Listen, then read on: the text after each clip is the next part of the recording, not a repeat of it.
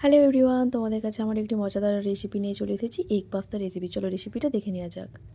এখানে আমি কড়াইয়ের মধ্যে জল গরম করে নিয়েছি, তার মধ্যে সাদা তেল নুন দিয়ে আমি পাস্তাগুলো ভালো করে সেদ্ধ করে নেব। তারপর কড়াইয়ের মধ্যে রিফাইন্ড অয়েল দিয়ে রসুন কুচি আর পেঁয়াজ কুচিগুলো একটু ভালো করে নাড়াচাড়া করে নেব।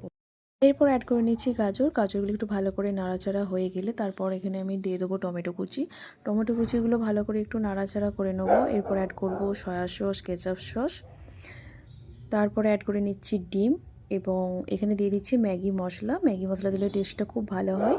তারপরে একটু আমি দিয়ে দিচ্ছি গোলমরিচের গুঁড়ো। এরপরে সেদ্ধ করে রাখা পাস্তাগুলো আমি দিয়ে দিলাম। এরপরে ভালোভাবে নাড়াচাড়া করে নেব যতক্ষণ না পর্যন্ত পাস্তার জলটা শুকিয়ে আসে, ততক্ষণ পর্যন্ত এটা ভালোভাবে নাড়াচাড়া করে নিতে হবে। পাস্তা একদম রেডি। এবার এটাকে আমরা গরম গরম সার্ভ করে নেব। খেতেও দুর্দান্ত হয়েছিল। তোমরা এই রেসিপিটা করে আমাকে অবশ্যই জানিও কেমন লেগেছে। এখনকার মতন টাটা।